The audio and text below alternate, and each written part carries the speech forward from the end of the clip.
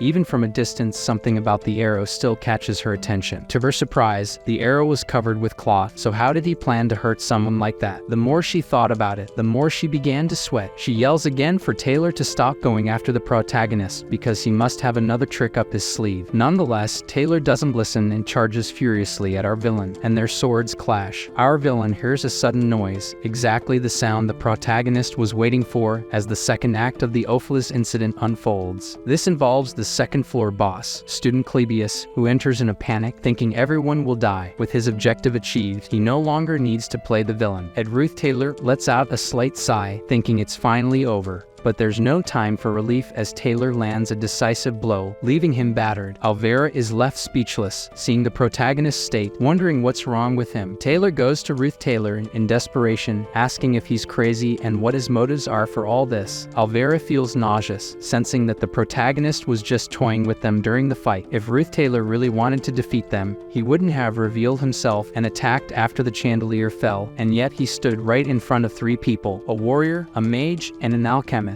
During this battle, he didn't relax for a moment and was relentless. That's why Alvera thinks something strange is going on. Taylor grabs the protagonist by the collar to ask if he's crazy. Why go to such lengths? Our protagonist simply tells them to stop barking and go upstairs as fast as possible, which leaves the three of them very confused since Ruth Taylor had been preventing them from going up until now. Alvera then questions why the protagonist let them win. She was furious asking this, and her childhood friend saying it makes no sense. He is Ruth Taylor. There's no way this guy went easy on them. But Alvera doesn't listen and is convinced of this, wanting only for him to answer why he let them win. Our villain does not admit this and merely stares at the girl with a cold gaze. She won't be able to make him say anything. Suddenly, the door to the Ophelis hall opens, revealing a person who chose the persimmon flower brooch after thinking about it all night. This person had one question now. Why was the boy she thought would be waiting for her all dressed up now, lying on the ground, all wounded like that? This person was the crazy Yander Janica. Since receiving her letter, Janica had considered the possibility that Ed had been dragged into some unexpected situation, but considering his lifestyle and the way he handled the glass attack, no matter what the problem was, big or small, in Janica's eyes, our protagonist made her believe he would resolve any issue somehow. However, she now realized it was a mistake to think so complacently. Seeing the state of the protagonist, she began to reflect. Even though she said she would help Ruth Taylor no matter what happened, he never asked for her help. The reason he lured Janica to the flower garden outside the Ophelis hall, even going so far as to write her a letter, which was unusual for him, was the same reason he fought alone and keep her out of the battlefield, since she had already received several punishments due to the glass incident. She didn't know what happened here, but she knew that our villain treated her with consideration and was attentive enough not to involve her in all this. While she was thinking only about becoming as beautiful as possible for her beloved, he was in this situation. This made her even more furious, asking the three what the reason for all this was. Taylor tries to talk to Janica, saying that it's good she is here. Ruth Taylor tried to stop them and cause this fire. Alvera tells Taylor to stop being stupid. She is an enemy too. Janica says in a chilling and cold voice that she doesn't care about their reasons. All that matters is that they attacked the wrong person. Our villain tells her to calm down, but Janica, even responding softly to him, doesn't want to do that. The other girls soiled their underwear upon feeling the aura of a true elite mage. The creatures Janica summoned are all high-ranking, and there are many of them. The dark girl, her aura suggests she will injure them as badly as her beloved is now. He just needs to wait one more minute. Alvera, with just a look, knows that with this entire battalion of spirits, they have no chance. The girl pulls her friends and says to admit defeat. They don't stand a chance of even scratching her now. They were having trouble just against Ruth Taylor before. Janica doesn't want to hear anything and immediately sends her fleet at the three of them, believing they must be punished. Alvera shouts for Taylor to wake up. He won't be able to make Janica listen to what he wants to say. Taylor refuses to retreat because, due to this madwoman's furious attack, other students here might get hurt. He is a typical hero in this world, and that's when our not at all typical villain interferes, pulling the warrior and saying that when he says to leave, he should go. He throws him with a strength not seen in their fight.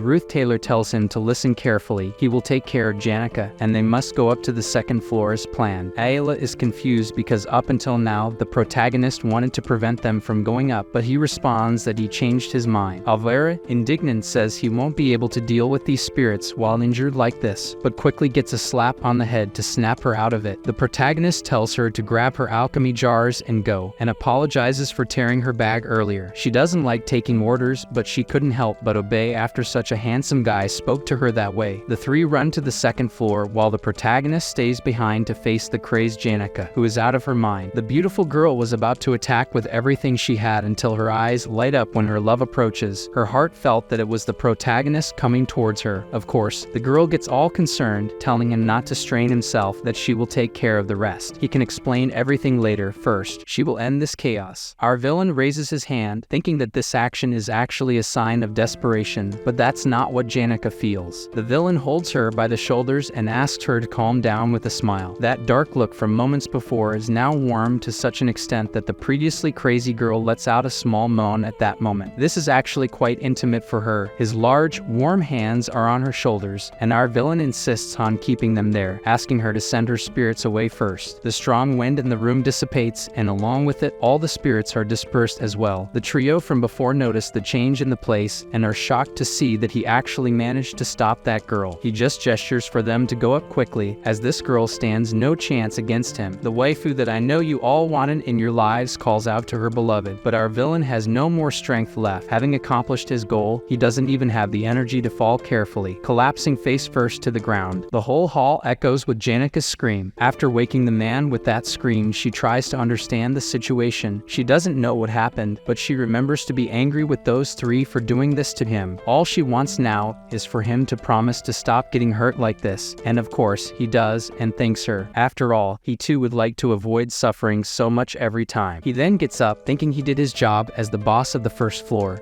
Now he can relax. But upon hearing Janica talk about a certain carriage she saw outside, a carriage with a golden crown, a slight worry crosses his mind. The golden crown is the symbol of the Elite Merchant Association, the adoptive father of Loretel, and the one who killed his biological father, the false boss who will disappear after losing to Loretel, the father of our waifu, the Golden King Elf. But the important fact is that his arrival at the academy earlier than expected means something is happening off the main story's tracks, something beyond our villain ED's knowledge. Watching from afar, the slender silhouette observing that newly arrived carriage is Loretel, asking the head maid if she also knows that mean-looking guy. Alice, the head maid, asks if she's talking about our protagonist whom they met at the camp. Loretel confirms, and Alice even makes a light joke, suggesting that Loretel has a thing for our protagonist. Loretel responds that our villain is quite cute, but that's not what she means. Rather, she had a feeling he was similar to Alice. On this, Loretel says she asked our protagonist if he could sympathize with someone like her, and his answer was not at all pleasant. He said she must take responsibility for the choices she made and left her mercilessly. That's why Loretel says people like them are doomed to hear such things from others. Alice, who had been the academy's head maid for about 20 years, started from scratch as an apprentice maid at 15. She proved very competent and became the manager of the Ophelis Hall. Most of Loretel's investments went there, and she spent a good sum to sway Alice from her righteousness. These losses created significant holes in Loretel's financial records, but she did not consider them wasteful. With a genuine smile, she tells Alice that she is very lucky to have someone like her by her side. Loretel found someone like her, someone who would abandon strict beliefs and values for a few gold coins, someone similar to herself. Loretel believes that only by knowing other broken people like herself can she stop feeling lonely, but regardless of her unhappy past or sad story, Loretel is clearly a villainous character, a hidden villain. She tells Alice that they will destroy the Ophelis Hall from the inside. As everything is going as planned, Loretel tells her accomplice that she will go to the storage room now, as she needs to play the role of the frightened innocent character who fled there. But unfortunately, folks, something went out of the girl's control. Alice draws her sword and says that a pitiful human like her, who never loved anyone or had anyone she could consider family, will be alone even in her death. Alice says she is not like her, and somehow, despite being terrified, Loretel expected this could happen. Meanwhile, on the second floor of the Ophelis Hall, the floor boss, Clebius, was controlled by Taylor through sheer force. On the third floor, the maid Kelly was defeated by the main group as well. Thus, Taylor and the group moved to the fourth and final floor, thinking that the only challenge they had faced so far during their ascent of the Ophelis Hall was against the first floor boss, our villain Ruth Taylor, who had even let them win. Upon hearing a scream from the fourth floor that scared even Alvera, they saw before them the visage of a person intoxicated with power, while the students who were part of this attack fled. The fourth floor boss, a hostage of the protective magic of Willain from the Ophelis Academy. The hall's self-defense system was now being used to attack the students themselves. As the battle took place on the fourth and final floor, people felt the tremors of the attacks and were terrified. Trembling and screaming in fear, wondering where the maids were at a time like this, the students decided to jump out of the hall windows, despite being on the upper floors. The entire situation turned into a catastrophe. Taylor's group struggled to face the hostage. Taylor asked Alvera if she had her night butterfly potion, which disrupts wizards' magic. The girl said it was useless because the source of the magic was an artifact, so she took the lead and used a weed reagent to block the boss's magical attacks. She assisted with defense and then kicked Clevius's butt to help Taylor defeat the fourth floor boss. After dodging dozens of spells, the hostage who was being forcibly used cried out as someone finally managed to defeat the artifact, causing a huge explosion on the fourth floor that was even visible from outside through the windows. Our villain saw this explosion from outside. Janica, still by his side, asked why he was still here. If he didn't treat his wounds soon, there could be complications. Our villain told her not to worry, that blood wasn't even his. The reason he remained lurking was to see this person arrive. Originally, the Golden King would be escorted by a large fleet of carriages, but his discreet approach told our villain that he had secret intentions here. This person wasn't supposed to be here now, so why? The MC knew that this carriage had been here for quite some time, but it was only leaving now. Was he waiting for the Ophelis Hall to be destroyed? Moreover, that person surprised our villain, the maid from the third floor, Shenny. She was one of the orphans raised by the head maid Alice. What our MC knew was that Alice had originally been bribed by Lortel, and Shenny was supposed to be the third floor boss. The MC then thought it would be impossible for Shenny to betray Alice, so the only alternative was the opposite, Alice betraying Lortel. If that were the case, there was only one possible future in this situation: Lortel's downfall. The villain Lortel engages in a political struggle with Phonia in Act 3 of the game, and is also the main ally of the protagonist against the Ruth Taylor family in Act 4. Our villain thought it was already difficult enough to take Toad's place as the first floor boss. Now would he have to take Lortel's role? The MC knew that was madness, so he had to resolve this too. For the first time, the protagonist said he had a favor to ask Janica, that it was urgent and he couldn't handle it alone. He didn't know how to explain it to convince her to help, but to his surprise, the girl agreed without questioning. She just told him to say what she needed to do. So listen carefully. Someone sent a letter to Elt informing him of Lortel's intentions to betray him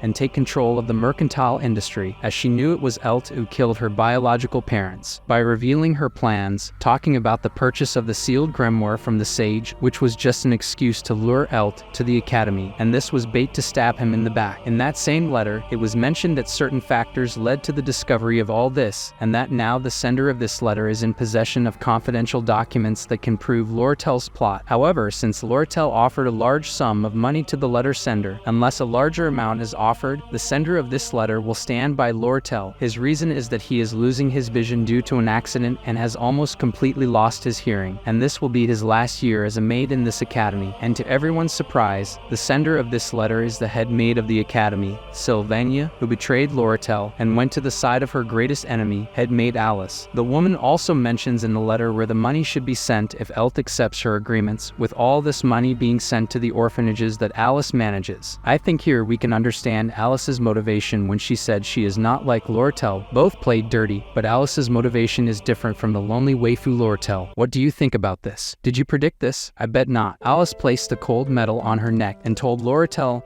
not to move. Her adoptive father would arrive soon. The head maid remarks that she didn't expect to see that look on the girl's face. She thought Lortel was more composed. Alice says that Lortel claims to be seeking revenge on the Golden King, but in Alice's eyes, Lortel and her adoptive father are no different from each other. Lortel had no escape. All she could do was freeze in fear with the cold steel at her neck. That's when something heats up our favorite girl villain, an explosion, and the students group arrives at the scene. Alvera points out the responsible for this attack, and Taylor should be careful when defeating her alone. Lortel takes advantage of the situation and falls to the ground, claiming she is just a victim who was mistreated by the traitor Alice. The girl should just say she's okay and that Alice planned all this, but her face didn't match those words, and everyone is amazed amazed at her expression. What could be wrong with her? Lortel runs, covering her face from everyone. She now knows that the Golden King Elt is coming. That man trusts no one, so he must have come here himself. Lortel says the plan is almost complete. Elt will end up being responsible for the widespread tampering of the accounting books and the damage to this place, meaning he will be blamed for stealing and destroying Ophelis. She's never been closer. Now that he's here, Lortel just needs to send the carrier pigeons hidden in her room and hide. Everything will go right if she isn't caught. The lonely girl runs, motivated, but stops for a moment and remembers the words of our villain. If Alice is not like her, then there is no one in this world who understands her, which means as for Alice's betrayal, she expected it to be possible since she has been through it countless times. But the pain in her heart at this moment she has never felt before. Lortel melts into tears, and she even says it doesn't suit her. Since it's like this, she must do what she can to get to her room before Elt reaches the hall. At the same time, on the first floor of the main hall, Elt enters with his troop and then asks a person in front of him if he is a student and should leave here as soon as possible. The student, on the other hand, replies that due to a collapse, no one is allowed to enter there. This person is our third-rate villain from a game, Ed Roth Taylor. He says no one will climb those stairs now. Elt questions if it was the academy itself that gave these instructions to the student, and the MC says no, he is acting on his own while following the academy's rules. Our protagonist knows that only 3 people know the flow of history. Lortel, who wants to destroy Elt and take revenge on his childhood by taking his seat as mercantile president. Elt, who is here now determined to thwart Lortel's plans and buy the sealed grimoire from the wise woman, and using both at the same time, both Lortel and Elt, the maid Alice, the root cause of this plot twist in the story. The protagonist doesn't know Alice's motives for betrayal, but he knows she is on the 5th floor now, and knows that as the plot progresses, Taylor and his main group will run into Alice, and as our villain has already confirmed their abilities, Roth Taylor can trust them. This means he just needs to deal with the matter here, keep Elt out of the events in the Ophelis Hall to maintain the order of the main story. With that in mind, he shows that he recognizes the man in front of him. He is Elt Kelchin, the president of Elt Commerce, but he must go speak to the academy first. Elt then says he understands everything now. His dark aura takes over his face, and he asks if the boy is on Lortel's side. Look, 10 minutes ago, when our villain was with Janica and asked for a favor, he intentionally destroyed Jixu's room wall and said that everything was in chaos. So why is he still in his room? The guy says it's not explosions that will disrupt his training, but because Ruth Taylor is out there destroying walls. Now it's going to be cold when he goes to sleep. Jixu, when he realizes that Janica is also there, greets her properly. They haven't seen each other since the Glaskin incident. Janica apologizes for everything and seems disheartened by it. Jixu says that's in the past and she has already been punished for it. Now, more importantly, he asks if they are now a couple. Janica, embarrassed and shy as she is, says it's not that, but seeing her beloved look that way, she wonders if it bothered him. The MC isn't bothered by it. It's Jixu's fault for asking rude questions, and that's how he managed to ask Jixu for a favor, and the MC would repay him later. So at the present moment, when Elt was facing our villain and questioning if he had fallen for Lortel's monotonous appearance, Elt says he might enjoy a few coins she offered him, but Elt asserts that Lortel has the cunning of a fox and stabs others in the back as soon as they turn around. He knows because he raised her. The Golden King even says he would love to pay twice the amount of gold coins that Fox offered. So Roth Taylor thanks for the offer, but they didn't promise him any gold coins. So what's the point of 00? Elt understands what the boy was trying to get at. If words weren't enough to convince him, force must be. Looking around, our villain was surrounded. He tried to escape, but it wouldn't be possible. That's when the 2 people arrived to help him. Jixu and Janica attacked the soldiers. He asked the 2 to take care of this, and he will repay this favor later, and the 2 are not intimidated by the enemy they will have to face. They engage in combat, and that doesn't matter as much as our villain's objective. He should find Lortel and ask her about this situation, and after a moment of distraction, he realizes he's in the girl's path. Our villain wastes no time and asks if she hasn't managed to leave yet. The girl, of course, is shocked. She didn't expect to encounter this guy. Roth Taylor asks if she can run, and he'll help her. Let me tell you something, there's always a reason behind every goodwill and trust. Even the Elt store receptionist always acts as if he's flirting with Lortel because he hopes she'll provide some information. Katan, the mercantile employee, also gets very excited in front of Lortel because he always gets tips from her about something. The reason why the Academy bird clings so much to Lortel is that she always gives him the highest quality food. Lortel's world revolves around these twisted acts of kindness when they want something in return. So while running alongside replied Roth Taylor. The girl didn't understand the reason. The MC takes the opportunity to ask if she was betrayed by Alice. Distressed, Loratel couldn't stop thinking that it's her fault for all this. Janica Faylover grew up receiving love and kindness, and that's why she treats the world the same way. That day she saw Janica offer help to Ed Roth Taylor with a gentle and happy look, without wanting anything in return or greed, and that filled her with illusion, thinking she could feel that too. It was because she wanted to feel that too that she told her plans to Alice, thinking she could have that with her too.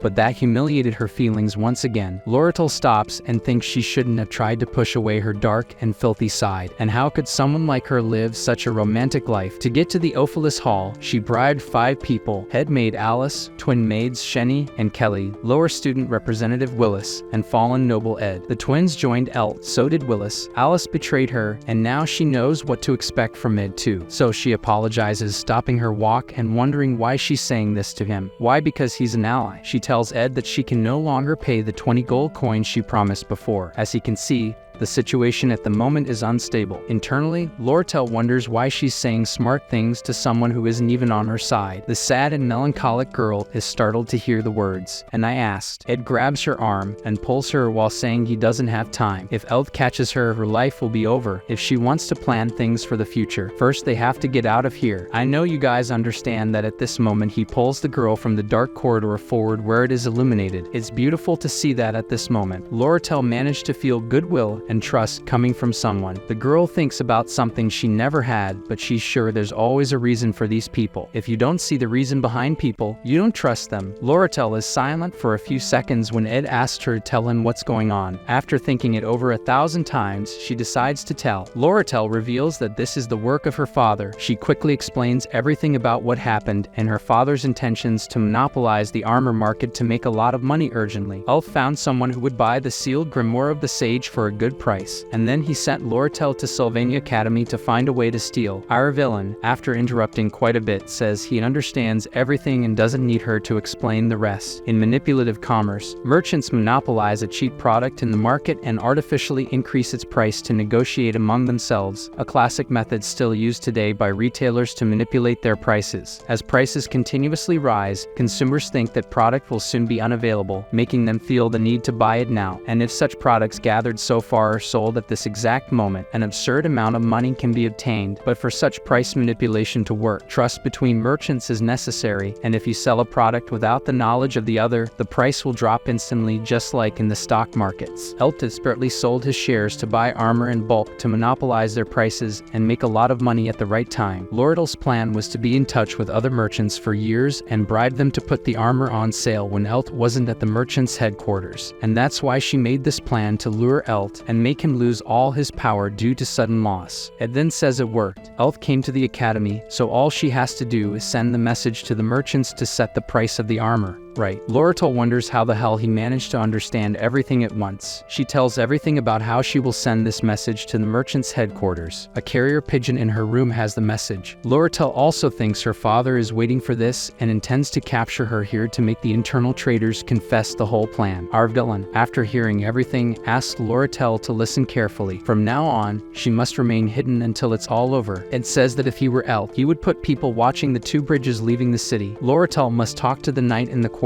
and send an empty carriage to the Arkan Mountains and hide it well. This will make the soldiers think she is hiding in the Arkan Mountains. Meanwhile, she must hide in her unfinished cabin in the forest for 3 days. Our villain says he will send the carrier pigeon in her place. It's at this moment that Roth Taylor realizes something and grabs the girl and throws her against the wall. Someone is watching the back door. He will run to her room and take care of the people outside. She waits here until the person leaves and then flees to the dormitory. He took care of the matters without wasting time.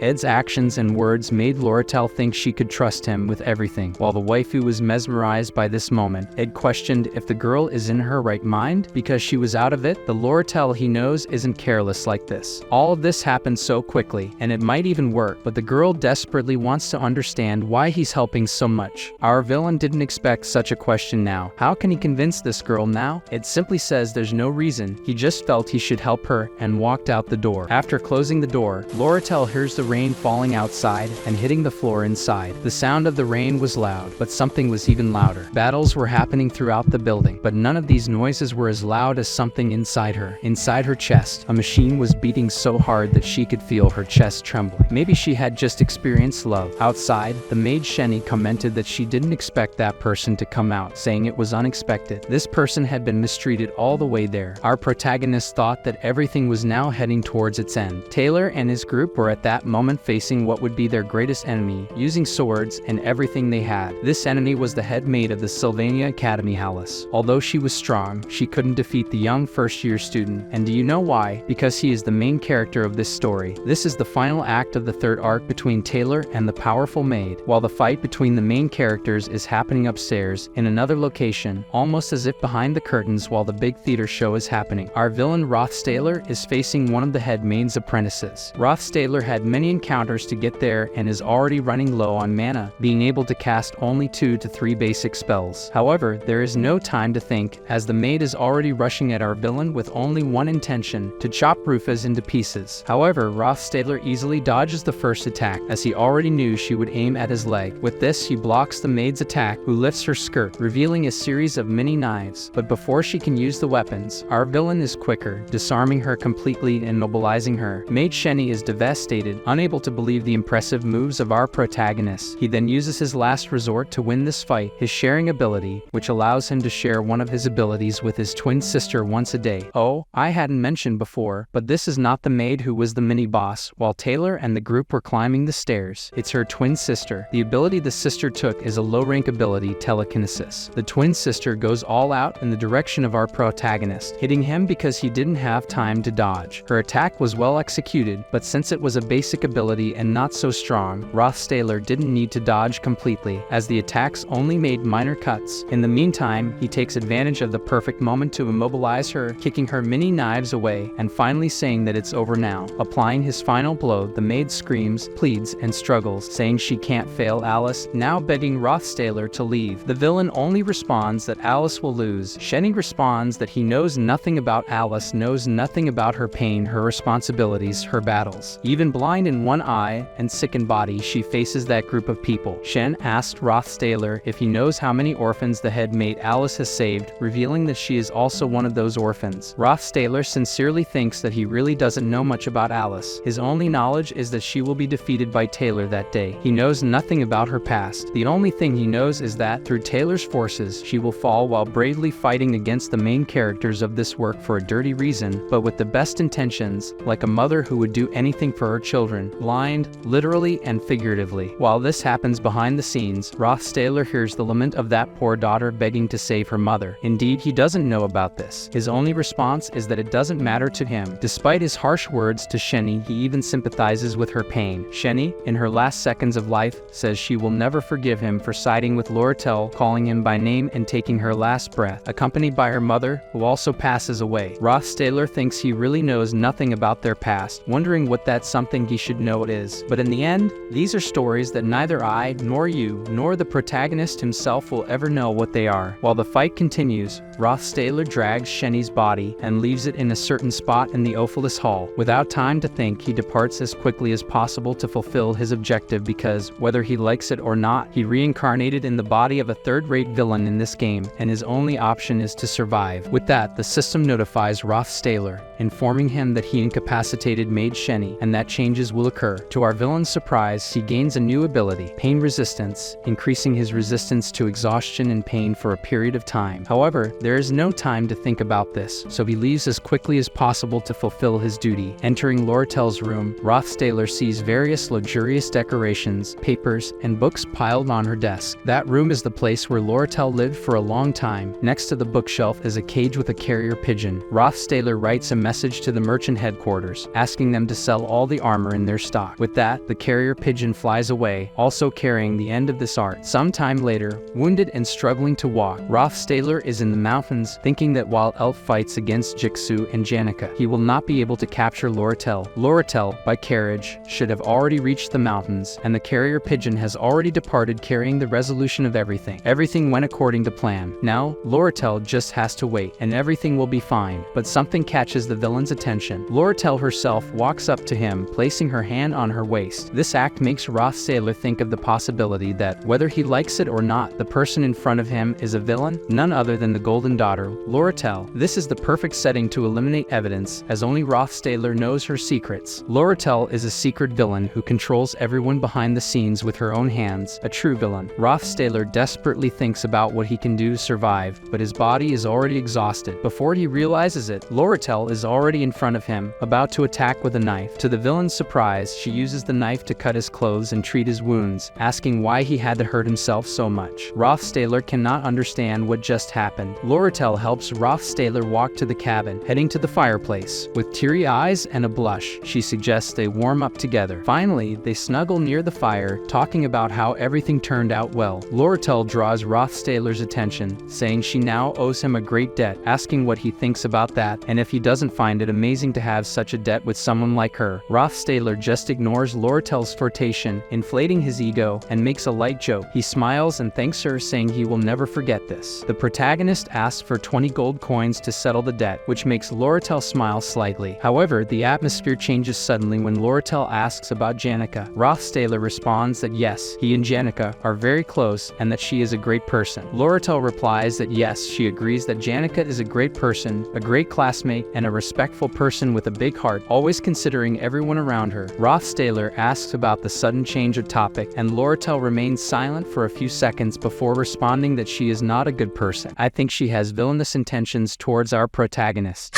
Elsewhere, at the same time, Ult received a report from his subordinates and left the academy as quickly as possible. Meanwhile, Jigsaw observes the situation, seeing the henchmen being made into cat's pawns by Janica. He asks Janica to stop her attack, but it seems this will not be the case. Jigsaw asks Janica if she is angry, while one of her spirits whispers something to her. After hearing this, Janica responds that she is not angry at all. I don't know which girl I like more, folks. Tell me, Janica or Loratel. With the end of the arc, that guy took the blame for all the attacks that occurred during the assault. Alice was taken to trial as the head of all these attacks, but throughout the trial, she didn't even open her mouth. Loratel, the most important character in this scenario, is now alongside Roth Sailor, hiding in the mountains. After all this headache, Roth Sailor gives a big sigh, as now it's time to rest. His abilities have also increased, unlocking 2 slots for advanced techniques. He wonders which abilities to use, thinking of spiritual infusion that increases his compatibility with spirits and magic engine, facilitating his daily needs. The combination of these 2 abilities will allow him to produce magical weapons. However, his thoughts are interrupted by Janica, who asks if he is okay. Roth Sailor asks if she didn't go to the academy, and she responds that she had a headache but took some time to rest. Conversation goes, conversation comes. Janica asks if Loratel is okay, and Roth Sailor just responds that yes, she is resting in her cabin, and I think that answer didn't please Janica. After all the tense situation, Loratel can finally breathe a sigh of relief, feeling the sun on her skin. She will have to wait 3 days after all that happened, and is now awaiting the merchant's responses. He has spent every night hiding in a small and cozy cabin in the forest. This whole situation is frustrating, but Loratel doesn't feel too bad, as she can see the cultivated and toned muscles of Roth Sailor while he acts like a lumberjack and catches her attention. Loratel loves being by the protagonist's side because for her, who lived distant from her own feelings, value only money, this moment has immeasurable value. However, all this mushy scene between Roth Sailor and Janica makes Loratel a bit nervous. Loratel, determined to play dirty in the game of love, plans to fill the small cabin with gold coins to catch Roth Sailor's attention, but she realizes this won't work because he is not impressed with money. Loratel thinks about trying to catch his attention with typical Tsundere phrases, but finds everything very embarrassing, as she spent her whole life focused on money and doesn't know how to interact with people. While thinking, someone calls her asking to move. It's Lucy, the little sleepyhead who had been missing. Lucy, full of sleep, arrives to take her afternoon nap. Roth Sailor picks up Lucy and puts her in the little house in the backyard, asking Loratel if she is okay and if she woke up well. Loratel observes the situation and wonders if Lucy always visits the cabin, realizing that there is another rival girl for the villain's heart.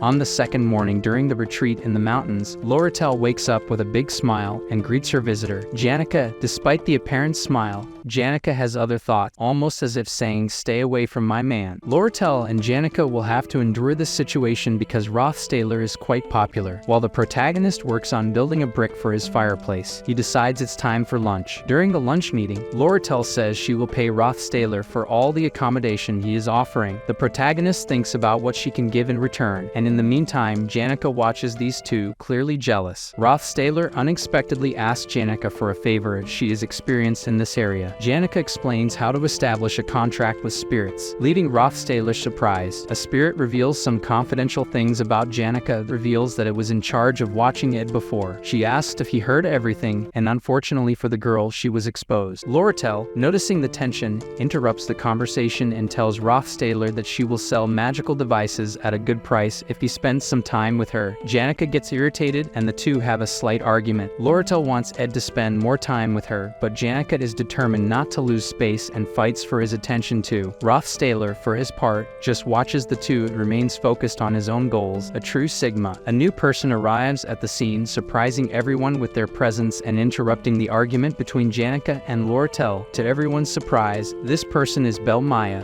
the new head maid, who came to apologize for all the past events. She also brings a message from the former head maid Alice. But before this confusion, let's go back a few days when Janica's friend went to Maya to gossip about a certain topic. Janica had a crush on Ed Rothstaler, the third-rate villain. For Maya, this was no surprise, as she already sensed these things. She listened to everything Janica's friend had to say, but the real reason for the visit was to talk about a meeting between Janica and her friends. During that meeting, it was mentioned that Lortel was interested in Rothstaler. Maya didn't believe that someone with such a strong personality as Lortel would fall for Rothstaler until she saw the scene of Lortel smiling and Janica looking worried. Lortel asked Maya the reason for her visit, and Maya replied that she came to deliver a message from the former head maid Alice, who had betrayed Lortel. Later, at night, Maya and Lucy left the cabin, making it clear that a certain person was not happy about this situation. The winter uniforms were delivered to the students, and the final resolution of Lortel's arc came with the confirmation of equipment sales. The authority of Elt, Lortel's adoptive father, was revoked, and Lortel's position increased. Rothstaler asked Lortel about the chance of another attack from Elt, and she replied that it was almost zero. She then talked about Alice's situation, explaining that Alice worked hard to sponsor orphanages, to the point of self-destruction to care for the children. Eventually, she could no longer continue,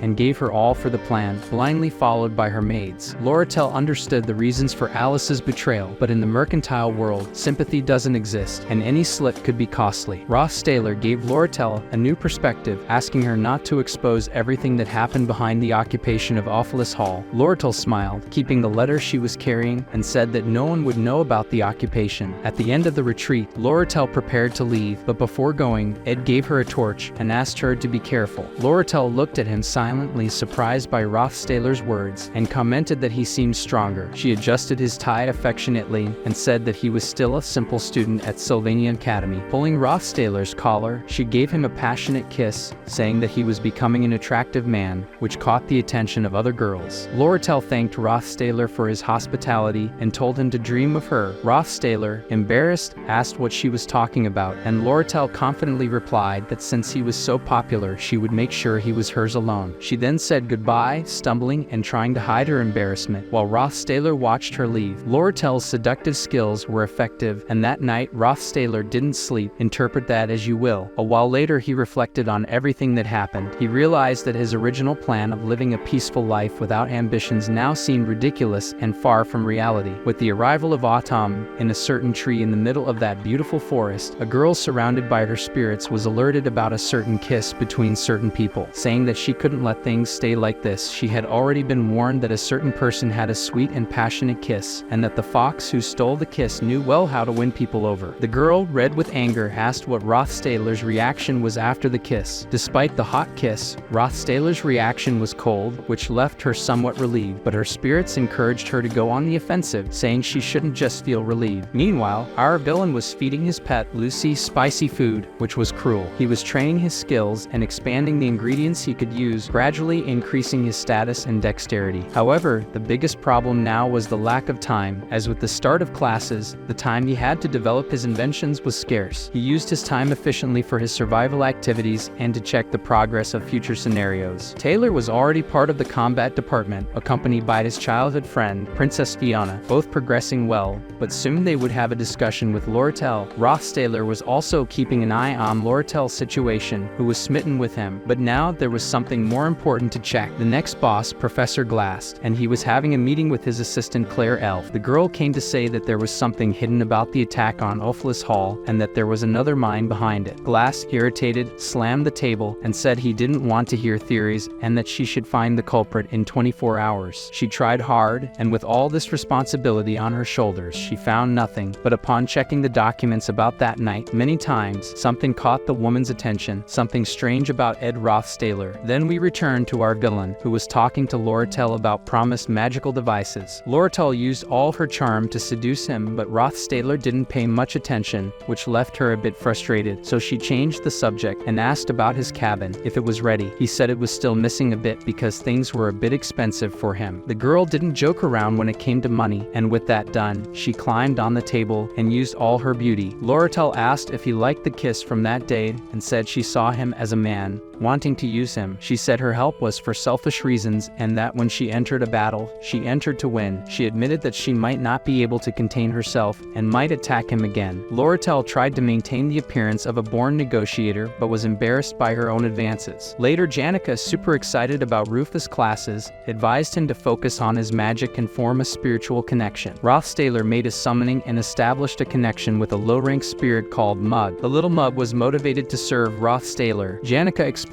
that by establishing a connection with the spirit, he could feel his magical and physical power, even when not manifested. She asked Ed to be careful, as a very strong connection could increase the flames of the spirits or their respective elements. Ed asked if by controlling the level of connection, his offensive capacity could be increased, which made Janica a bit embarrassed, as it made it seem like Little Mug was a firearm. Looking at Rothstaler's reaction while observing his small spirit, it's clear that he will use this spirit as a household appliance, as it will be his automatic heater. The connection with the low-rank spirit was established. For those in doubt, here are the little spirit's stats. While Rothstaler is excited about his new appliance, Janica comments that she is happy to see him content, as he always seems exhausted. She says that if he needs help, he shouldn't hesitate to ask. Janica wants to ensure that Rothstaler doesn't go after another girl, hinting that she is better than Lortel. Janica tries to say that she is a busy person and can help Rothstaler all the time, but her words come out wrong, and she said she wanted compensation for it. Ed offers to pay with coins, even though he doesn't have many. Janica timidly replies that this was advice from a friend, says that he needs the money to survive and that paying for help with money is cold. Ed, confused, asks what's wrong, and Janica admits that her kindness is not for everyone, it is reserved only for a specific person. That's what she meant. After saying goodbye, Ed returns to his cabin, now equipped with new magical devices, some given by Lortel and others made by himself. His cabin is becoming more and more comfortable, a great progress for someone who once slept in the middle of the forest. Meanwhile, Claire, still pondering the attack on Ophelis Hall, is certain that there is a mastermind in the shadows behind the attacks. She is particularly intrigued by Ed, who was expelled from his dormitories. Determined to investigate him, Claire goes to the north of the forest. In the middle of the night, Claire sees someone carrying the body of a girl and a slain animal. Frightened, she recognizes the girl as Lucy, who is unconscious. Claire is certain that even the headmaster of Sylvania Academy would have to use all his power against that girl, and she is in the arms of that girl. She is sure Rothstaler is involved with the Academy attack. She tried to free the girl Lucy, but when she tried to approach, the girl was quicker than lightning and stared at the teacher, asking who was invading her space. Realizing it was the teacher, she returned to her captivity, grabbed her meat, and fiercely stared at the teacher like someone who wanted to steal her food, then left. Claire, witnessing all this, didn't fully understand things, but went as quickly as possible to Glass' office and questioned if he remembered that noble who became trash, Ed Rothstaler. The teacher is sure he is the planner of the Ophelis Hall attack. However, the professor is not interested in useless trash. She insists that this is not true, and he even defeated Lucy in combat and left her unconscious. She also investigated and used her magic to see the memories of the students who were there and fought against Rothstaler, and he can see this ball. Professor Glass doesn't believe the girl and only questions if Ed wasn't just carrying Lucy sleeping around. After thinking for a bit, she decides to give up and will write an apology letter to the professor. All this seemed obvious to Glass, but something in the students' memories was not normal. Trash like Rothstaler shouldn't be able to defeat 3 people more powerful than him, and together, there really is something wrong with this student, the professor realizes. Great explosions occur in the forest when the villain uses his ceremonial dagger, imbued with the magical formula of the low-rank spirit. Mug, Rothstaler, proud of his skills, has engraved this formula on the dagger. Mug mentions that the more the dagger is used, the more efficient it will become due to the engraved formula. This makes Rothstaler a bit embarrassed. Roths, noticing Mug's excessive formality, asks him to act more relaxed. He knows that the stronger his connection with his spiritual bond, the more powerful he will become, like Janica, who treats all her spirits as great friends. Rothstaler asks Mug what's good about being by his side, and if Janica promised something to the little spirit. Under pressure, Mug starts to cry, explaining that he isn't hiding anything and that he is loyal to Ed. Mug is happy to have a contract with Ed and to receive refined magic from Janica, which makes him grow. Rothstaler sighs and asks Mug to be honest about his feelings. The spirit then reveals that he heard rumors at the academy that Ed was authoritarian, and that's why he acted so formally. After clarifying things, the connection between Ed and Mug strengthens. Rothstaler is progressing both in skills and in physical strength and endurance. His food supply is well stocked, and he no longer needs to sleep outdoors. He finds it easy to memorize his subjects, studying and reviewing every night before bed. This constant effort, though difficult, is not unpleasant for Rothstaler. One night, while studying, Ed is interrupted by Janica, concerned, asking what's wrong. He responds that he was just distracted, and Janica asks him not to push himself too hard and to take care of his health. A few hours earlier,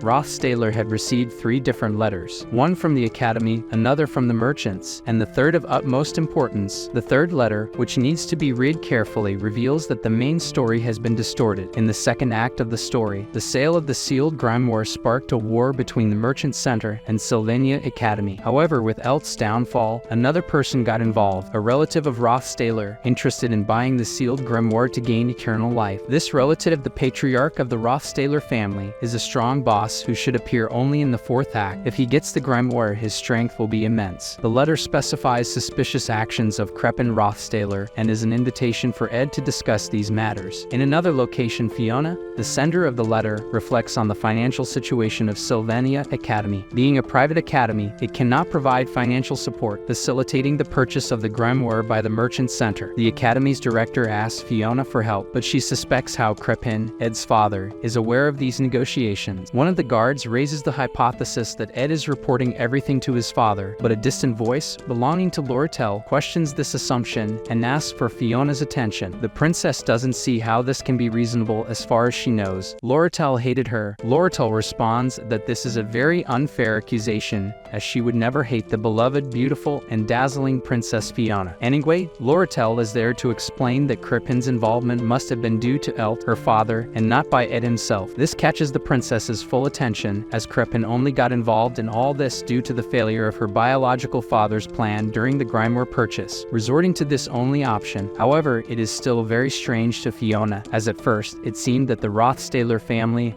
and the Kelchin family were together during the grimoire purchase, but now they are competing against each other. Although Fiona doesn't want to sell the grimoire, this is great news for Lortel. Our red-headed villain says that the enemy of my enemy is my best friend. Lortel says that this way she would be holding the reins of the Rothstaler family and managing to obtain the grimoire. Additionally, Lortel makes it clear that her main reason is not wanting to see Ed hurt, which leaves Fiona even more confused. Lortel explains that Ed was expelled from his family, and it would be unfair to associate him with this situation. Fiona, surprised, responds that Ed Rothstaler is definitely very useful for this situation, implying that she will threaten Ed. In another place, Fiona, the author of the letter, pondered over the financial situation of Sylvania Academy. Being a private academy, it could not provide financial support, facilitating the purchase of the grimoire by the Mercantile Center. The academy's director asked Fiona for help, but she suspected how Crepin Rothstaler was aware of these negotiations. One of the guards suggested that Ed Rothstaler might be reporting everything to his father, but a distant voice, belonging to Lortel, questioned this assumption and requested a minute of Fiona's attention. Princess Fiona saw no reason for Lortel to be there, as far as she knew. Lortel hated her. Our red-haired waifu responded that this was a very unfair accusation, as she would never hate the beloved, beautiful, and dazzling Princess Fiona. Anyway, Lortel was there to explain that Crepin's involvement was likely due to her father, Elt, and not Ed himself. This caught the princess's full attention, as Crepin only got involved because of the failure of Lortel's father's plan during the grimoire purchase. However, it still seemed very strange to Fiona, as initially, it appeared that the Rothstaler family and the Kelchin family were cooperating to buy the grimoire, but now they were competing against each other. Loretel said she did not want to sell the grimoire to Crepin. After buying it, she had no interest in having connections with the businesses Elta used to conduct. Our redheaded said she was only telling this because if Fiona bought the grimoire, it would be advantageous for both of them. Additionally, Loretel made it clear that her primary motive was not wanting to see Ed get hurt even more, which left Fiona even more confused. Why would she care about anyone besides herself? Loretel explained that Ed was expelled from his family, and it would be unfair to associate him with this situation. Surprised, Fiona responded that Ed Rothstaler was definitely very useful for this situation. She could use her influence over him and even threaten him. Indignant, Loretel asked what Fiona really intended to do with Ed. The princess, undeterred, said she had no choice but to use Ed. Loretel, trying to contain herself but failing, started laughing and questioned who would really use whom. Fiona's guard tried to intervene, but Fiona stopped him. With a villainous look, Loretel gave sincere advice to the princess. Don't try to use Ed because in the end, it would be Fiona herself who would be used. The guard was angry with these words, but Fiona told him to be quiet. Fiona was confused by this whole situation. After that, she went to meet our protagonist and noticed that Ed was not in good health. She entered into a discussion with Janica and lost, feeling embarrassed. Loretel asked about the magic devices and received the response that they were all there. More exchanges of barbs occurred, with Loretel winning this time, making it 1-to-1 between the girls. Ed said he couldn't accept these gifts, and she replied that it wasn't a problem. Loretel used the most unfair weapon in this fight, the power of money. During this exchange of barbs, Ed wasn't feeling well, with a familiar sense of exhaustion and heaviness in his body. He needed to prepare to face his father and take care of his cabin, food stock, firewood, and also Lucy, his little companion. All this weighed on his body, and the girl's concern was obvious. Elsewhere at Sylvania Academy, Fiona thought about Ed. She knew that Ed's reputation had changed significantly but needed to be sure of something. Therefore, she sent a letter ordering him to visit her residence, asking her guard if everything was ready for Ed's visit the next day. Fiona received the news that this wouldn't be possible because Ed was in poor health due to physical exhaustion. Our villainous protagonist wakes up slowly, feeling his body heavy, but not due to his illness. It is because our tiny Lucy has made Ed her mattress. Poor Ed, there's a compact human sleeping on him and mumbling a few things. He doesn't understand what is happening and asks, "What the hell is that? How can she be sleeping like that on a sick person?" But there's something strange. Although Lucy is small and light, Ed can't move, which makes him think something is wrong with his body. At this moment, our little one wakes up, still half asleep and hungry. Before Ed can say anything, she casts a spell, stabilizing his mana and telling him that his mana is completely distorted. She explains that he has been training his magic and spiritual refinement too much, and that's why he ended up like this. Our villain asks if she has been doing this for the past few days, and she replies that she has because it's not that hard, but it's annoying. That's why she was sleeping there, saying that, thanks to certain people, she has been walking on eggshells. Given the situation, it's understandable. To Ed's surprise, our little Lucy asks him not to get sick, saying that sick people can die. These words carry a certain pain because it was on a sick like this that Lucy lost a loved one, her grandfather. But that's a story for another time because another person arrives at the scene. This person is his friend Jixu with a new look. He stops thinking when he sees that scene, and the little one grabs her hat and flees as fast as she can, like a bolt of lightning. Jixu doesn't quite understand the situation and asks our human how many times he does this. Talking to himself, he says it's normal for strong people to have more than 1 or 2 partners, if you know what I mean, but Ed interrupts him, asking what he is doing there. He responds that both Janica and Loretel had to leave, and that's exactly why he is there, helping Rufus, who, well, isn't the best help, but it's help nonetheless. Jixu is there to help Ed on Loretel's orders because she said no fooling around. So that's it, that's why he is there. Despite being sick, our friend is still concerned about the story's progress and asks Jixu about the Mandrake attack. That problem has already been resolved, a problem created by Alvera and solved by Taylor and his group, which is also one of the game's scenarios. He also asked about another scenario, which thanks to Taylor and Jixu, has already been resolved. One less thing to worry about, but there is still a bigger concern. Ed asked how long he has been unconscious, and to his surprise, it has been exactly 2 weeks. Jixu wasn't aware of this, but he continues saying that everyone was happy Ed woke up. However, our villain is worried about a certain matter and calls Jixu, saying he needs to quickly send a message to Loretel, thinking to himself that he is running out of time. The next day, after Ed wakes up, the fight for the sealed grimoire begins. This is the 10th scenario. The involved parties are Princess Fiona, the representative of the Mercantile Guild, our dear Loretel, and the man who has deviated from the original storyline. The patriarch of the Rothstaler Duchy, Ed's father and Lortel's future father-in-law. He is the final boss of the 4th act of this game. At Sylvania Academy, our adorable Fiona, while cutting meat, heard words from a certain person who was happy to be well and apologized for the delay and lack of cordiality. This person explained that, due to another person in their family, Fiona had certain problems, and by her order, this person was exiled from the family. Fiona responded seriously that everything was fine now and that there was no need to worry. This person, with a gentle smile while enjoying the meat, was Crippen, Ed Rothstaler's father. Fiona, standing before him, thought that he had the same blood as Ed Rothstaler, a noble, wise duke of his family. By Crippen's simple actions, it was possible to see the respect his servants had for him. However, despite this noble and respectful image, Fiona noticed that he was clearly malicious. Crippen asked about Lortel, who had been silent until then. Lortel introduced herself cordially, stating her name and expressing that it was an honor to be in his presence. She said that as an exquisite Kelchin, where there is profit, she would be there, as her family follows the scent of money. She smiled, trying to gain favor with her future father-in-law, but Crippen responded dryly with a simple, "I understand." The negotiations for the sealed grimoire began, with the same 2 buyers previously presented. The highest bidder would take home Sylvania Academy's treasure, in a secret negotiation to avoid exposing the Academy's financial difficulties. Fiona would be beside the Academy's vice principal as an observer, along with the procurator who would conduct the auction silently. At this moment, the highest bidder would win the prize in a direct confrontation between Lortel and Crippen Rothstaler. Not being very involved in the world of negotiations, Fiona researched a lot about negotiation methods in some books like the Book of Order, the Book of Similarity, and the Magical Diary of Travels. She studied intrinsic magical values, academic values such as research subjects, and the value of lust, all these aspects permeating the world of negotiations. Fiona, while looking at Lortel, thought that she probably already knew all this. From Lortel's look, it was clear that she already had the knowledge of thousands of similar books. However, Lortel's opponent was none other than the powerful Crippen. He was probably the one who would take the grimoire home. The vice principal received the values from each one, thanking them for their participation. Fiona knew that the key during this auction was to discover the maximum bid of her opponent. During Crippen's presentation, hours earlier, Lortel had made it clear that all she wanted was profit, and therefore, if necessary,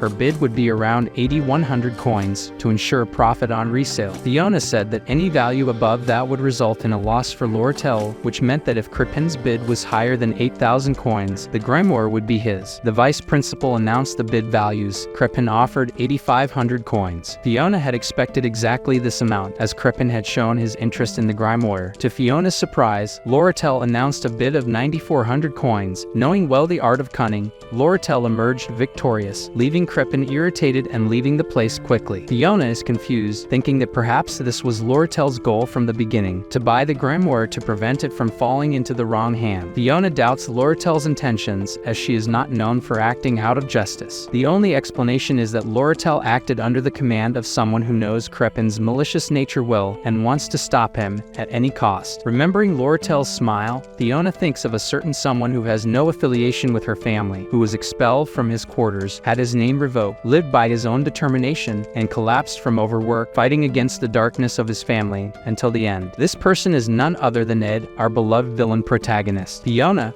barely able to stand, feels the weight of guilt. She thinks that because of her, a noble person like Ed was brought to ruin, but this is just a misunderstanding. It only wants to live well and in peace. Meanwhile, Lortel reflects that even by reselling the grimoire, Crippen will profit since she bought it for 9,400 coins. The talk of not reselling the grimoire was just a lie from Crippen, a shrewd merchant. Lortel receives a letter from Ed, who knows well how to stir her mercantile heart. Lortel paid 900 gold coins, more than the profitable amount for her due to the grimoire's value being 8,500 coins. She says that this extra cost was worth it, as it was the price to have a free pass to Ed's heart, since it was he who asked her to buy the grimoire, regardless of whether she would sell it later. Crippen could not emerge victorious there. The red-haired waifu tells herself that this is something valuable to her. After the grimoire purchase, a few days pass. Sitting by a campfire, Ed and Jixu were talking, with Jixu mentioning that when he delivered the letter to Lortel, she was very happy. Although Ed knows that Lortel is interested in him, he used this to make her buy the grimeware. Even feeling a bit guilty for using Lortel, Ed knows he needs to do everything he can to gather information. A loud noise from the forest interrupts his thoughts. Janica appears, having skipped class to see and take care of Ed. He apologizes for worrying her, saying that he caused various problems for her. Janica quickly responds that it was nothing, but Jigsaw reveals that Janica was walking around the academy in tears, generating rumors that her heart was broken. Her reaction confirms this to be true. To avoid further embarrassment, Janica sends Jigsaw away. Mug is also worried about Ed, saying that he could die due to his reckless action. Jigsaw mentions that Ed was unconscious for 10 days, causing his meat stock to spoil and his fishing nets to break. Even though he is exhausted, Ed says he needs to survive and cannot rest. However, when asked if he plans to overwork himself again, Janica and Jigsaw insist that he accept their help. Ed is surprised by their willingness to help him and do all the heavy lifting in his place. He realizes that although he is exhausted, he now has friends he can rely on. Not long ago, when he was still under that simple vine hut with not a penny in his pocket, sleeping only accompanied by darkness with no one he could trust, that was in the past. It was not long ago, but these two reliable faces made him forget what it felt like to be alone. While Janica talks to the wolf, she receives advice. She should take advantage of the fact that the red-haired fox is occupied to gain an advantage in Ed's heart. The wolf says that Lortel is smart and malicious, and Janica needs to learn to be more strategic like her. The first step is to change her appearance to attract more attention from Ed. Despite feeling embarrassed by the wolf's suggestion, Janica thinks it over and finds it a great idea. Her spirit says that it's not enough to just be beautiful. She needs to go to him and be willing to take action with that boy. After receiving a sermon on how she is not doing everything she can, Janica explains to her wolf her seduction strategy. At night, Janica prepares a delicious stew for Ed,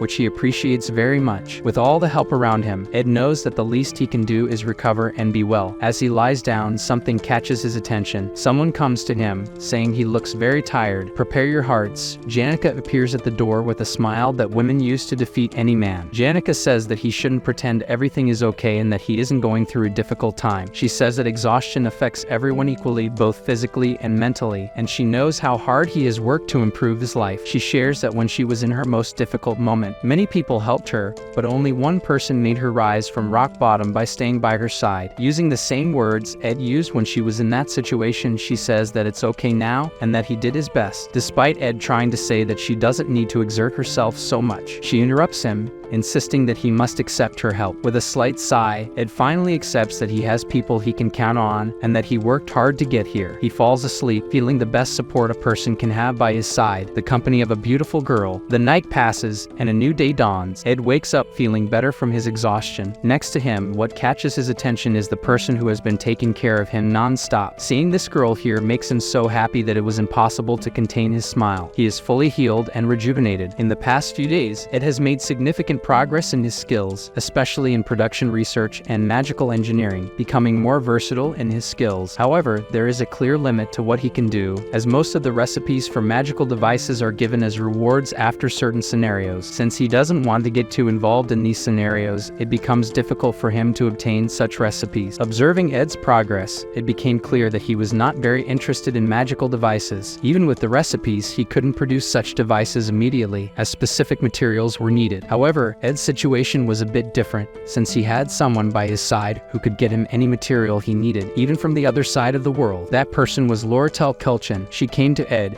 expressing her happiness that he was well, and mentioned that she also needed some advice. With her adoptive father out of the picture, she had to change the name of her company and restructure her entire business. For this reason, she needed someone by her side to help with financial management, assets, product flow, and external affairs. To Ed's surprise, what she really wanted was an executive by her side, and who would be more perfect for this position than him? Lortel, already hinting at her intentions, suggested that after graduation they could work together. She insinuated that he could have an important role in her company, not just professionally, but also personally. However, to Lortel's surprise, Ed responded that it was a bit strange for her to go so far just to help him, but he understood her intentions. In a shy voice, Lortel said she knew how Ed felt, as he must be thinking that there was something wrong with her. She believed that Ed wanted to maintain professional professionalism until the end. Although Ed coldly responded that it wasn't quite like that, it was exactly what he wanted. However, because of her, after a lifetime in a world where money is the most important thing, and where you are betrayed if you do not betray first, she spoke with conviction that the most important thing is to have someone by your side who will never betray you, someone who will stay with you even after losing all your wealth, someone who, even if the world turns its back on you, will remain by your side. Ed understood Loratel's words. They applied to family,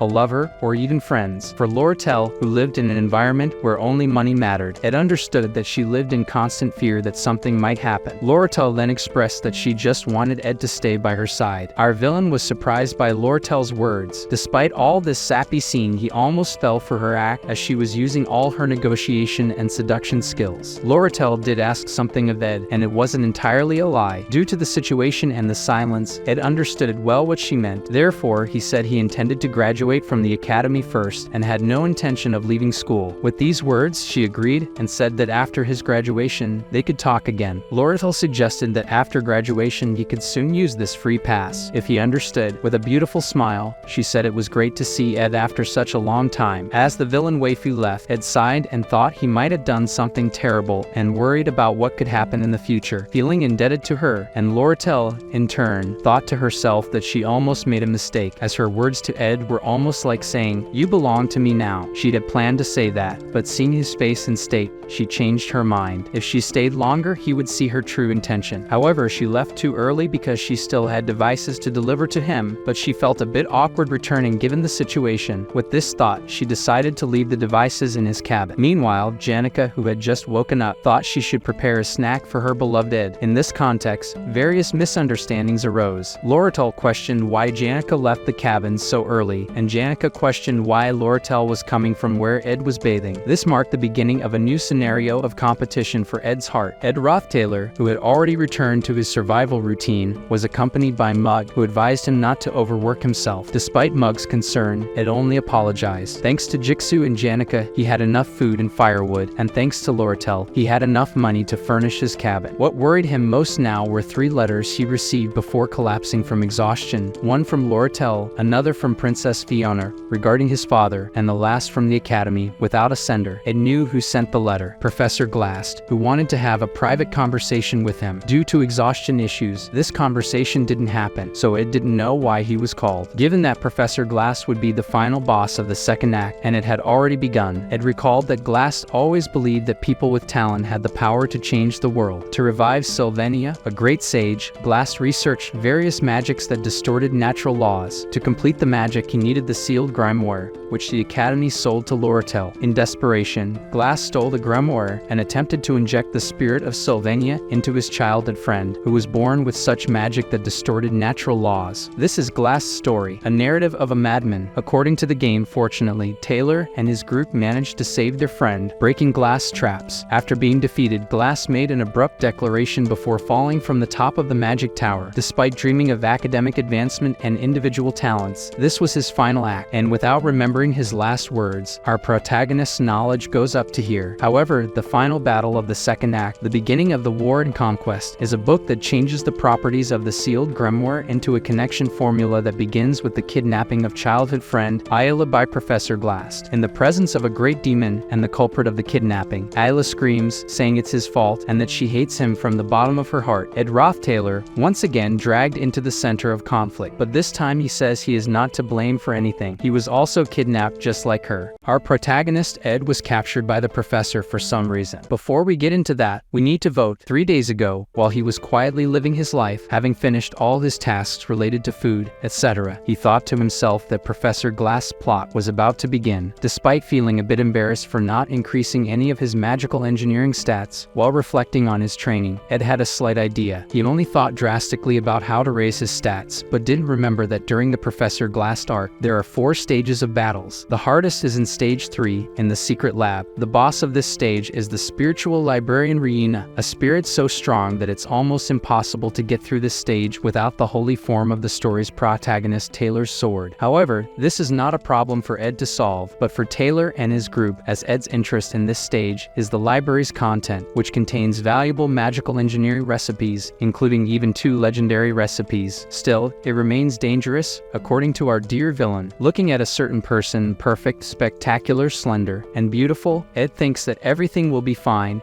if he's not alone, having the adorable Janica as a bodyguard. Now, let's go straight to the academy, where Professor Glass is speaking. It should be noted that at this moment, Ayla from Class C will be transferred to Class A. See how this girl is a great and cute student. Thanks to the professor's announcement, a person stands up to speak, Jix. He asked if just being talented is enough to enter Class A, arguing that this criterion is wrong, as there are also those who strive. Professor Glass asked Jix if, in his view, his decision is to ruin or tarnish the image of other students. Jix's only response is silence. The professor concludes by saying that the easiest way to ruin someone's life is by inflating their confidence with vague talents and inadequate support. Our investigator Lortel, before entering the academy, checked certain matters about Professor Glass. She discovered that his obsession with talents is likely due to his daughter, a mid-level mage named Maria. He had infinite faith in her, which led her to join a group of monsters prematurely, resulting in her death. Since then, Professor Glass has devoted himself to his spectral magic research. Knowing the professor's past, Lortel deduces that the only reason Ayla is called to Class A is this. Folks, this shows how this redhead is as smart as she is greedy. She discovered everything with so little information. I'm in love. Interrupting her thoughts, the professor calls for Lortel but changes his mind and says it's nothing. He'll talk to her later. Proving her superior intelligence, Lortel is sure it's about the grimoire. But regardless of what the professor says, that grimoire will stay with her,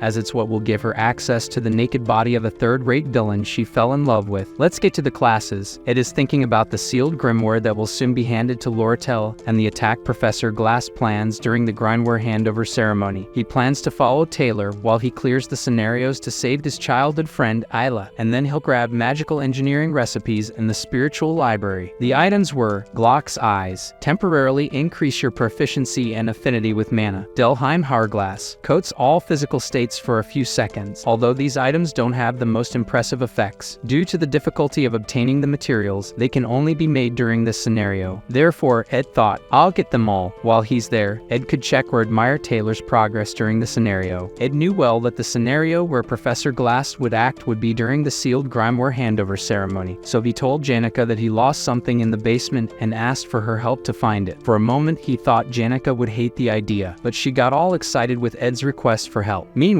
a certain person, Professor Claire, called Ed, saying that Professor Glass wanted to talk to him. Ed remembered that a while ago, Claire and the professor's assistant went to his cabin, and he wondered why. Despite replying that everything was fine, Ed was doubtful about Professor Glass's movements, as the ceremony was about to start the next day. In Professor Glass's room, Ed is surprised to find Ayla there too, and the girl's reaction to seeing the third-rate villain was fear. After all, she, Taylor, and Elvira were beaten in battle by him in Ophelia's hall, and at this moment, Ed with his sharpness knew something was wrong. What left him more uncertain in that situation was why Ayla was there at that moment, as she would be captured the next day, and why he was called there. He then quickly went to investigate the professor's documents to find out the reason. He read everything as fast as he could, but nothing indicated that the future he knows had changed. Then he found a document about him. It's the report that Professor Claire made while following him days ago. Despite this being different from normal, it's not enough to change the present. While he was using 100% of his brain, Ed was startled by the sound of the door opening. Professor Glass entered the room. Ayla made a mistake by asking for his help, jumping directly into the lion's mouth. The man, seeing the two, used his aspectual magic, time prison, and sent the girl somewhere. In response to this, Ed threw his dagger towards the spell and surprised the professor. A strong explosion took over the room. The effect was strong enough to create a shockwave, but it wouldn't be enough to defeat such a powerful mage. The professor, surprised, praised Ed for quickly deducing what was happening and for moving quickly. Glass stated that Ed, despite being just a student, showed great skill. The protagonist then asked why Glass was after him, as Ayla is enough for him to achieve his goals since she had an affinity with spectral magic. Glass responded with vague words, leaving Ed confused. Ed Roth Taylor realized that even if he can't escape, Glass will never leave him alone, which could ruin the whole scenario. Furthermore, if he gets kidnapped here, he would probably be trapped with Ayla in the secret lab. It's like a direct ride to stage 3 of the scenario. so Ed decided to surrender voluntarily. The professor used time prison to capture both for his evil plan. Why was Glass after Ed? I don't know, but hearing from Claire about Ed's deeds and how he was a genius, Glass thought it was like the boy had 48 hours a day. He couldn't imagine how much effort he put in. Glass didn't give it much importance until he realized Ed's combat ability. Although Ed is extraordinary, he clearly acted like a weak person. Moreover, he fights by meticulously analyzing his opponent, which is something someone with a lot of effort does, not someone with talent. The expression of this boy showed no sign of discomfort, which reminded the professor of something he lost in the past. To Glass, it was as if Ed was striving for achievements, and it was exactly this that caused his only daughter's death in the past. Silence reigned in the room while Glass agonized. This was the perfect moment for Mug to escape, quickly going to his cabin, where the adorable Janica awaited her secret love. Before we get to Janica, we need to tell a parallel story. A certain elderly traveler, upon returning home after his journey through the southern continent, realized that there are many mysteries in the magical world to be discovered. This elder had as a master the archmage Sylvania. Years after her death, he still missed her. Like any person, he had regrets and wished to distort reality to see his master smile again. But in his own words, what is lost is lost. The sadness of loss strengthened him. His words to his granddaughter Lucy were for her to be strong. A few years later, in his last breaths of life, he left his legacy behind and his grimoire with all his knowledge and magic. This legacy and sadness was left to little Lucy. These tears make me cry too. Losing someone is the most painful thing for a heart. This same little one now misses a certain person and doesn't know how to deal with the loss. She hides a great wound in her heart. For her, relief was materialized in that small bag of dried meat, and it was gone. When he went in search of more dried meat to soothe his heart, he saw Janica, who was preparing dinner for Ed, and at that same moment, a certain magical spirit said some words that made Janica furious as if she were Madara herself. Lucy could only wonder if they had stolen her dried meat. At the Sylvania Academy, the clandestine transfer ceremony of the Wise One's sealed grimoire was taking place. Scholars sought to learn, merchants sought to sell, and everyone was gathered in that hall. The elite of the elites was present. Among them, the one who drew the most attention was a mischievous girl with red hair and green eyes, none other than Lortel Ketchum. In front of her stood Obel Forsus, the director of the largest academy in the state. To the keen eyes of our redhead, it was clear that Obel had an image and age similar to that person, Ed's father, Crippen Rothlailer. Crippen approached her after the grimoire purchase to negotiate, asking her to hand it over to him. Indeed, this was Lortel's plan from the beginning: buy the grimoire and resell it at a higher price. She lied blatantly to Princess Fiona, saying she wouldn't resell the grimoire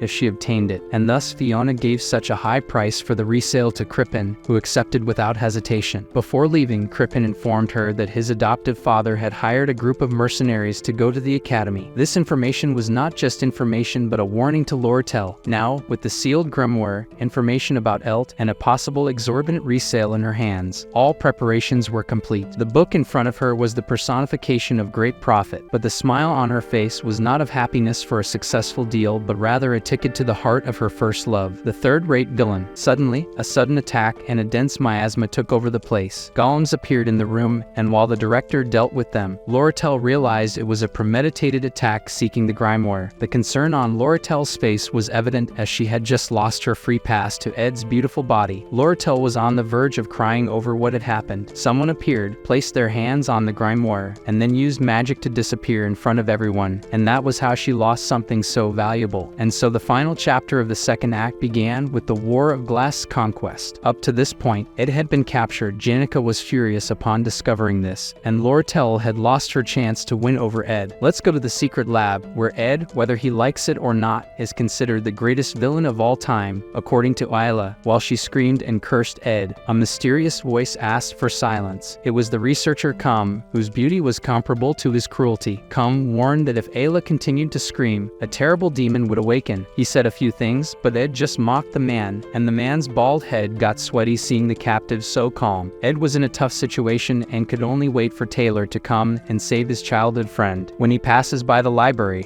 it will probably be devastated. Despite this, Ed's plan remains the same: obtain all the recipes for himself. He drew the attention of Taylor's childhood friend, as he would have to deal with her anyway. She responded with aversion, threatening to scream at every sudden move Ed made. He tried to explain that he had nothing against her, and that if he wanted to do something, he would have done it already. But the girl just said it was a lie. After all, he is Ed. This left him without patience now, so Ed just shouted for her to stop the nonsense and sit until Taylor arrived. At the mention of her secret love's name, the girl questioned if Ed had the right to say his name, and the villain's response surprised her. Why wouldn't he? Ed apologized to Ayla for what happened in the admission exam, but he had his reasons, and when they fought with Glaskin, he also helped. Ayla listened attentively to Ed's words and was speechless. How could Ed Roth-Taylor apologize to someone, perhaps realizing he was being sincere? Meanwhile, Mug, Ed's magical spirit, appeared, desperate for his master's well-being. He followed the magical traces to the lab, apologizing for taking so long. Ed, with the attitude of an older brother, calmed Mug, praising him for finding him. Ayla asked if Ed could control spirits now, as until yesterday, he was terrible with basic magic. Ed replied that it was none of her business. Desperate, Ayla asked if Mug could ask the professors for help, but Ed refused, fearing distortions in the scenario. Mug explained that despite not having physical strength, he dodged several monsters to get there. He also mentioned that Janica was furious and would destroy any enemy she encountered. Janica, the cute black belt girlfriend, was on her way to save Ed. Besides her, Lucy, the granddaughter of a great mage, was also on her way, determined to find Ed. Mug asked Ed not to worry, as help was on the way. This left our villain furious because that wasn't what he wanted. That son of a gun didn't do what he was told. Finally, Ed calms down and throws Mug and shouts for Cum, saying he changed his mind and needed to get out of there. Cum, with a sarcastic smile, stated that Ed was just a mediocre student and couldn't do anything against him. After his words, Cum left, laughing. Ayla asked what was wrong with Ed. He himself said they should wait for Taylor to come to save them. Despite everything, Ed and Mug used this scene to secretly steal the jailer's keys and were free from their prisons, ready to face the next challenges. However, this doesn't apply to the girl, and he put her behind bars again. Before she could say anything, Ed looked at her coldly, telling her to stay quiet and only respond with yes or no. Ed stated that there are many experiments with demons out there, and it's very dangerous. She should stay here and warn them that Ed escaped. Besides, she can't even run because she's weak. Just stay here and obey. The girl wasn't answering his question, so with his eyes of a true villain, he asked, yes or no? Despite hesitating, she answered yes, she could do as he said. In that case, Ed left as quickly as possible, saying he would resolve everything. He accepted the small variables of possible futures and was confident he could handle any problem. His stats had increased significantly, and with the information he had, he could face any challenge. However, there were certain variables he couldn't handle alone. If he encountered Janica or Lortel, the situation would be different. But Ed, who played this game exhaustively, knew there was no game route that no player was able to survive, an entirely invincible enemy. It was bad. Ending number 27. Lucy, the lazy one. Even if you tried on purpose, it would be challenging to meet the requirements for this route, but if certain conditions were met, if after the incident Professor Glass and Lucy Merrill met, it would awaken the hostile side of the little dried meat devourer. That's why Ed was furious, because Mug said she was also coming. Our villain now needs to do everything possible to prevent that girl from meeting Glass today. Elsewhere at the Sylvania Academy, Jix, in his quest for physical form, was surprised by Taylor, who rushed in asking for his help. He was worried because his childhood friend had been captured. The routes Taylor would have to pass through to reach his dear friend were the main hall, the underground sewers, the spiritual library, the monster research center, and the deepest part of the lab. According to Ed, the monster research center was the most difficult, as Cum controlled all the monsters. However, at this moment, it would be easier to deal with Cum since all the monsters were confined. The only thing Ed has to intervene in is that Lucy encounters Glass and she becomes uncontrollable. The biggest problem was the librarian spirit Reina, who was ready to attack anyone who approached. Ed, being a nerd in this game like a good Dark Souls player, memorized all of Reina's patterns, so fighting her wouldn't be a problem. However, Ed knew Reina would give Taylor a significant experience in today's battle, so he preferred to avoid the fight. In later scenarios, there will be various enemies that Taylor won't be able to defeat without his swordsman form. If he hasn't trained enough, the upcoming challenges will be even harder. According to the original plot, Taylor will make significant progress during the second episode, and all his encounters up to that point will help him gain more experience and level up his stats. And Reina is one of those challenges that will make Taylor grow even more. So Ed's plan is to act stealthily in the library, grab only a few tools he needs, and make a run for it. He checks what he needs now, then looks at other things he doesn't need now, and convinces himself he needs to come back here after Taylor completes his mission. Leaving these valuable things here would be regrettable. Ed decided to take what he needed and leave as quickly as possible. However,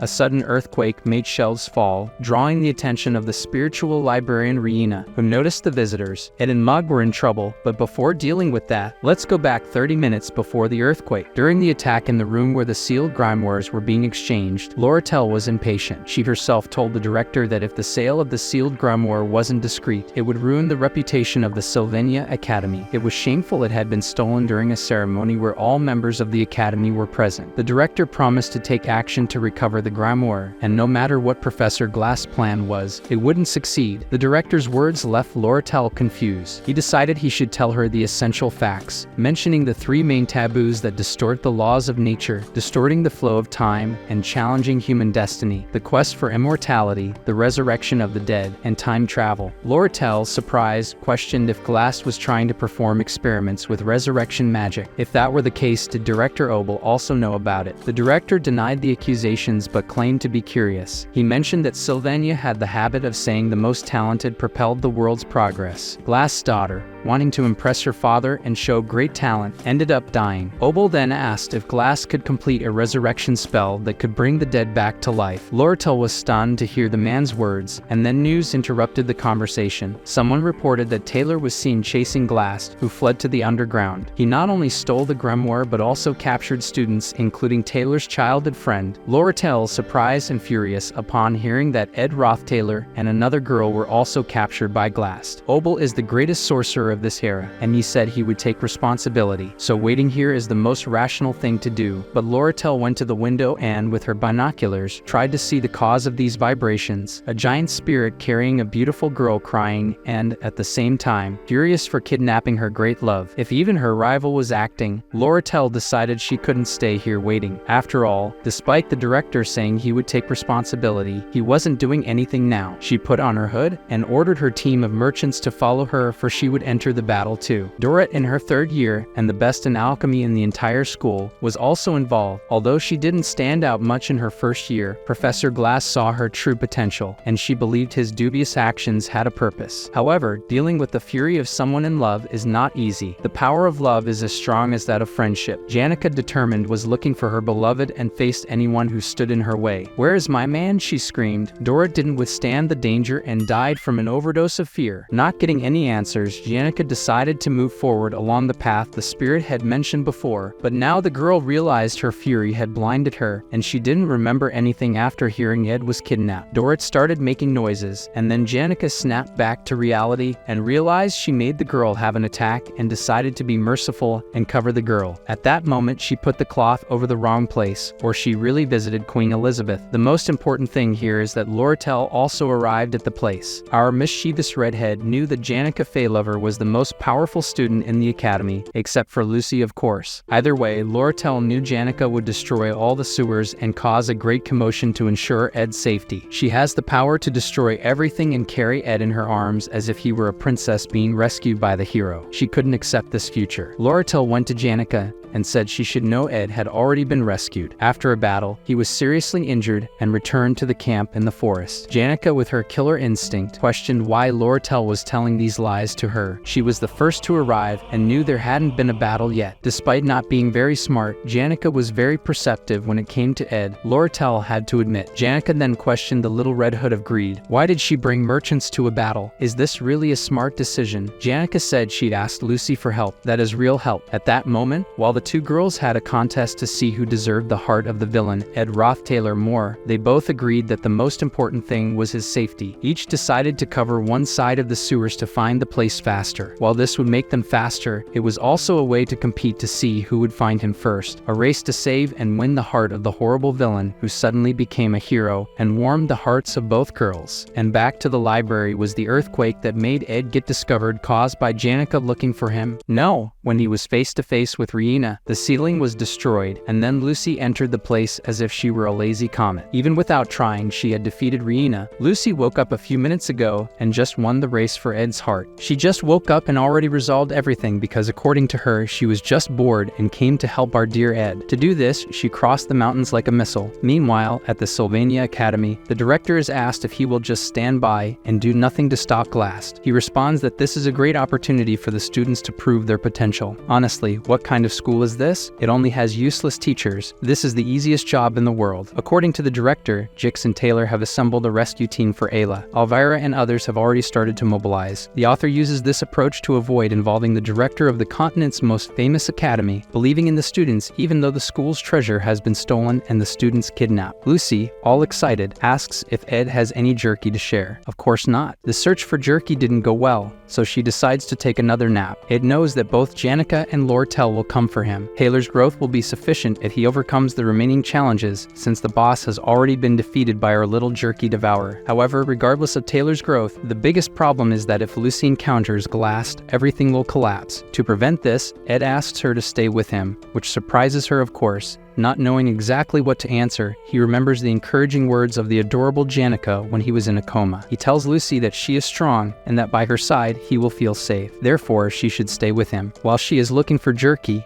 Ed loses his patience and tells her to forget about the jerky and just stay with him until they get out of there. She immediately responds, "If you want to leave, it's easy. I'll get you out of here quickly." Despite having to take care of certain matters before they leave, it won't be that easy. Even so, our little one reluctantly agrees. However, she has one favor to ask. "I'll stay by your side, but I need to take my nap." That's how Lucy is. Everything is happening in a way that wasn't supposed to, and because of that, Ed just grabs what he needs and leaves as quickly as possible to meet Janica and Lortel. Meanwhile, in a certain library, with a sudden attack of monstrous bats, Ed doesn't stand still. He makes bat barbecue, showing his proficiency in magical elements and mana resonance gradually increasing. While Ed is busy taking Lucy away in the race against Janica, Lortel is at an advantage, although there is already a winner in this race. Suddenly, Lortel realizes she genuinely wants to help someone with the purest intentions, feeling a new sentiment that cannot be bought with money. Her heart begins to beat fast, and her face starts to burn. It's the same feeling she had the last time. Where does this sound I hear coming from somewhere close by? Lortel thinks to herself, but she has known for a long time what makes her heart beat so fast. Before she could say these words to herself, an explosion occurs and someone lightly calls Lortel's name. Surprised to see this person in front of her, with the desire to help her, Ed appears, filled with magical gadgets, saying, "I was kidnapped." Ed asks for help carrying his recipes, and Lortel, seeing all those recipes, automatically calculates their worth. But calculations aside, Lortel, thinking she won the race, asks Ed if he was in danger. Before she could say, "My beloved, don't worry because I came to save you," Ed interrupts, saying he was indeed in danger. But thanks to Lucy,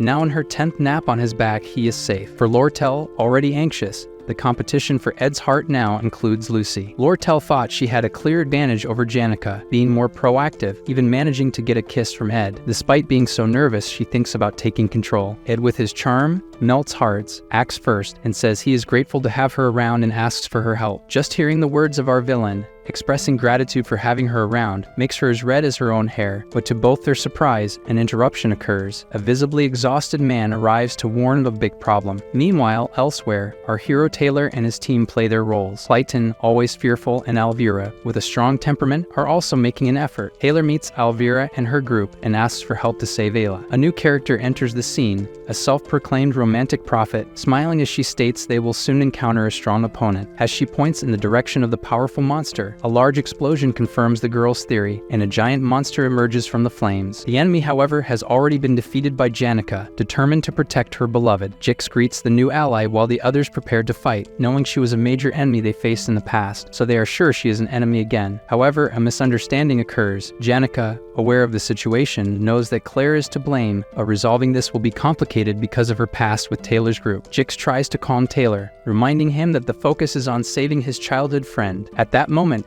Ed arrives and changes the atmosphere, asking everyone to stop, intensifying the misunderstandings. Janica soon worries about Ed being kidnapped. Taylor's and Elvira's group are even more concerned now, knowing that besides Janica, Ed, whom they discovered to be very powerful, and Lortel, also a demon, were together and on their way. It was not guaranteed they could defeat just Janica, but seeing Ed, Taylor feels his chance to defeat him now to zero. However, Ed surprises by passing him and asking him to hurry because his childhood friend is waiting. Ed leaves the main role to Taylor. Our villain, Ed Roth-Taylor, has to take care of matters only he knows, the variables triggered by his existence, including a situation at the academy. Elt's adoptive father, an important figure, is coming to interfere again. For those wondering how Ed knows the situation and needs to face an old old adversary, the Golden King. It was the gentleman who informed that Big Shot was coming to the academy. Lord Tell already expected her adoptive father's involvement, as the father-in-law hinted at it when he failed to purchase the grimoire from her. Taylor remains silent, questioning Ed's actions. Despite all the adversities he will face, Ed knows that Taylor is the main character in this story, and because of that, he is the final representation of this scenario. As Ed heads off to deal with the problem, a slight silence overtakes him. After this silence, to Taylor's surprise, Ed, using few words, sincerely wishes him good luck. Even though Taylor doesn't need motivational words from this villain, seeing Ed leave that place somehow affects the protagonist's perception. Folks, please tell me if you like this story, and say which girl our villain should choose. Whoever isn't subscribed to the channel yet will have 7 years of bad luck finding the love of their life. Thank you for watching. Don't forget to subscribe to the channel so you don't miss out on upcoming videos. Leave a like if you enjoyed it and share with your friends. See you in the next video. Bye for now.